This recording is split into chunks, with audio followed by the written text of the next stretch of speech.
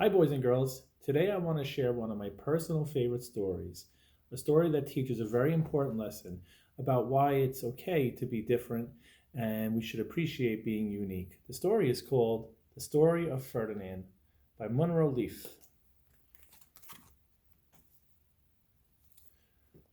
Once upon a time in Spain, there was a little bull, and his name was Ferdinand. All the other little bulls he lived with would run and jump and butt their heads together.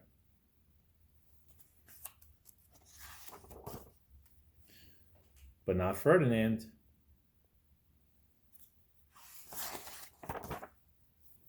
He liked to sit just quietly and smell the flowers.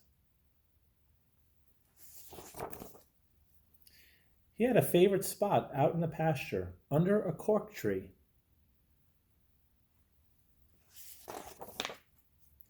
It was his favorite tree, and he would sit in its shade all day and smell the flowers.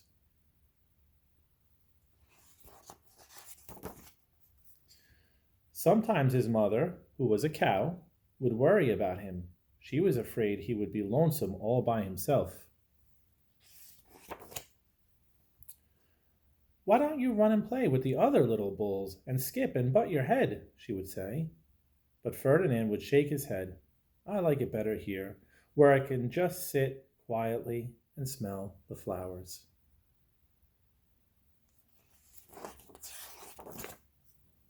His mother saw that he was not lonesome, and because she was an understanding mother, even though she was a cow, she let him just sit there and be happy.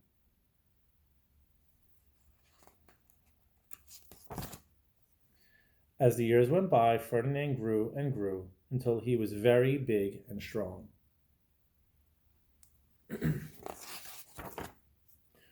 All the other bulls who had grown up with him in the same pasture would fight each other all day.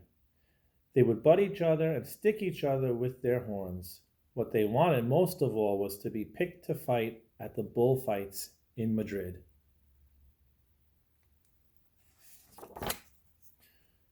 But not Ferdinand. He still liked to sit just quietly under the cork tree and smell the flowers.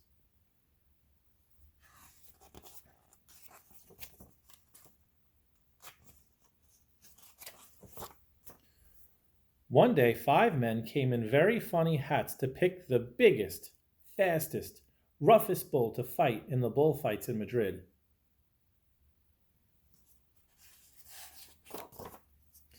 All the other bulls ran around snorting and butting, leaping and jumping, so the men would think that they were very strong and fierce and pick them.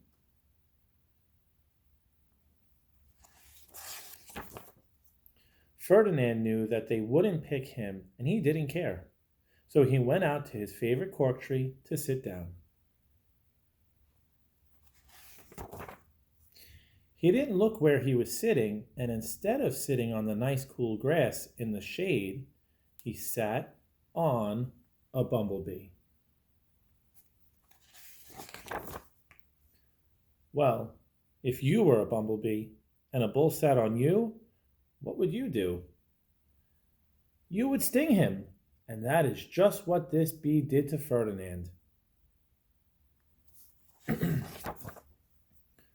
Wow, did it hurt! Ferdinand jumped up with a snort. He ran around puffing and snorting, butting and pawing the ground as if he were crazy.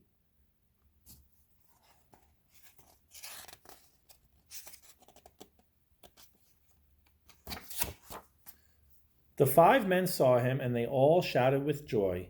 Here was the largest and fiercest bull of all, just the one for the bullfights in Madrid.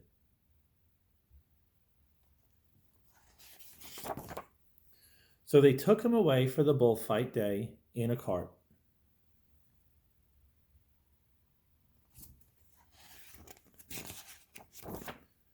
What a day it was! Flags were flying, bands were playing,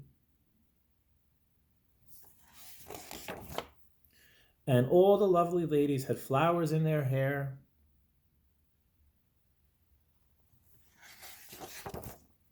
They had a parade into the bull ring.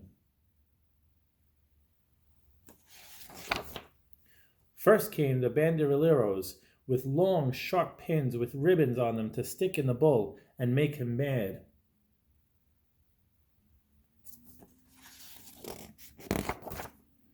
Next came the picadores, who rode skinny horses, and they had long spears to stick in the bull and make him madder.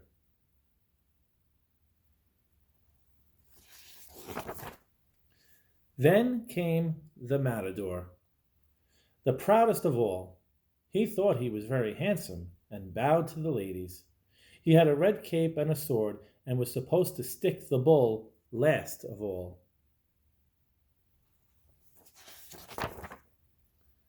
Then came the bull. And you know who that was, don't you? Ferdinand.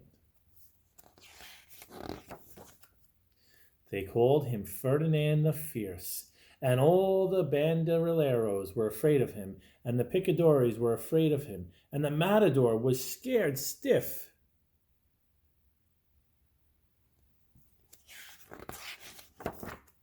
Ferdinand ran to the middle of the ring, and everyone shouted and clapped because they thought he was going to fight fiercely, and butt, and snort, and stick his horns around.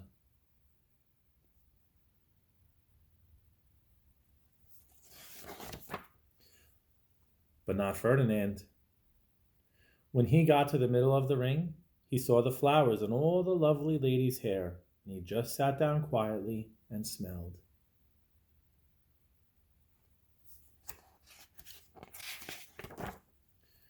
He wouldn't fight and be fierce no matter what they did.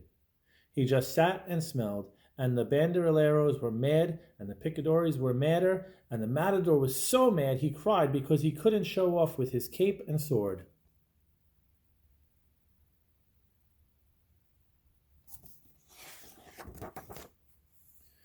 So they had to take Ferdinand home.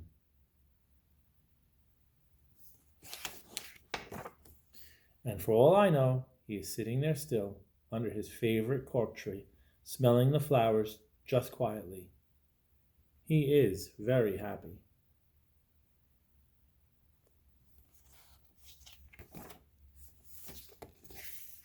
The end.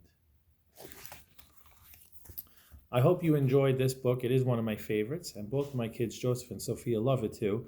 And I think it teaches a very great lesson about being yourself. Stay tuned because there will be more stories to come. I hope to see you all soon. Have a great weekend.